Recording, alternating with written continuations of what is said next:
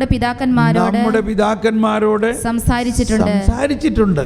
എന്നാൽ ഈ അവസാന നാളുകളിൽ, എല്ലാവരും കരമുയർത്തി ഉച്ചസ്വരത്തിലേക്ക് പറഞ്ഞുകൊണ്ട്, എന്നാൽ ഈ അവസാന നാളുകളിൽ തന്റെ പുത്രൻ വഴി അവിടുന്ന് നമ്മോട് സംസാരിച്ചിരിക്കുന്നു. ഒന്നുകൂടി വായിച്ചേ, അത് എങ്ങനെയാണ്? എന്നാൽ അല്ലല്ല, ആദ്യത്തെ പൂർവകാലങ്ങളിൽ പ്രവാചകന്മാർ വഴി വിവിധ ഘട്ടങ്ങളിലും വിവിധ രീതികളിലും ദൈവം നമ്മുടെ പിതാക്കന്മാരോട് സംസാരിച്ചിട്ടുണ്ട്. എന്നാൽ ഈ അവസാന നാളുകളിൽ തൻ്റെ പുത്രൻ വഴി അവിടുന്ന് നമ്മോട് സംസാരിച്ചിരിക്കുന്നു. അവനെ അവിടുന്ന് സകലത്തിൻ്റെയും അവകാശിയായി നിയമിക്കുകയും. അപ്പോൾ ഇംഗ്ലീഷിലൊക്കെ പറഞ്ഞിരിക്കുന്നതാണ്, ആ ആദ്യകാലങ്ങളിൽ സംസാരിച്ചത് ദാറ്റ് വാസ് പാർഷ്യൽ എന്നാണ് പറയുന്നത്. But now it is full.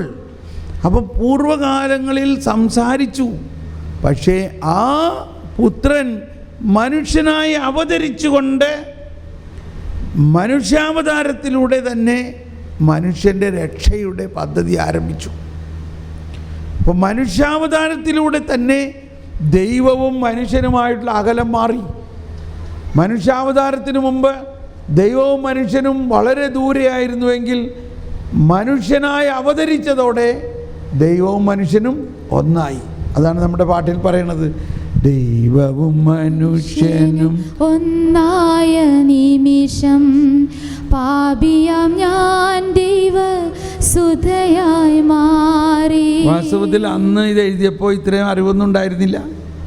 ഞാൻ ഇന്ന് ഈ പാട്ടുകളൊക്കെ ഇപ്പോഴാണ് കൂടുതൽ അർത്ഥവത്തായിട്ട് തോന്നുന്നത്. ശരിക്കും ഞാൻ ആലോചിക്കുകയാണ്, ഒരു പ്രവചനഗീതം മാതിരിയാണ്.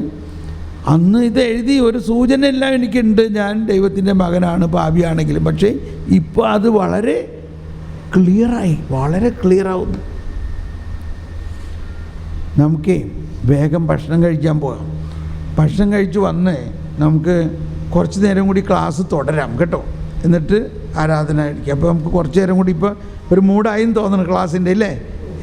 ക്ലാസ് കയറുന്നുണ്ട്, എനിക്ക് ഫ്രീഡമുണ്ട്, സന്തോഷമുണ്ട്. നന്ദി പറയാൻ കർത്താവേ, ഇത് അങ്ങ് പോയാൽ മതി. ഇനി ഒരുപാട് കാര്യങ്ങൾ ഇനി പഠിക്കാനുണ്ട്. Okay, praise the Lord. എന്നാൽ വേഗം ഭക്ഷണം കഴിച്ചിട്ട്, ഭക്ഷണം റെഡിയാണെന്ന് തോന്നണു അല്ലേ? ഭക്ഷണം റെഡിയാണ്. അപ്പോൾ 8:30 എല്ലാവരും തിരിച്ച് വരിക. എന്നിട്ട് ആദ്യം നമുക്ക് കുറച്ച് നേരം കൂടി ക്ലാസ് 1/2 മണിക്കൂർ എടുത്തിട്ട് ആരാധനയ്ക്ക് പോവാം.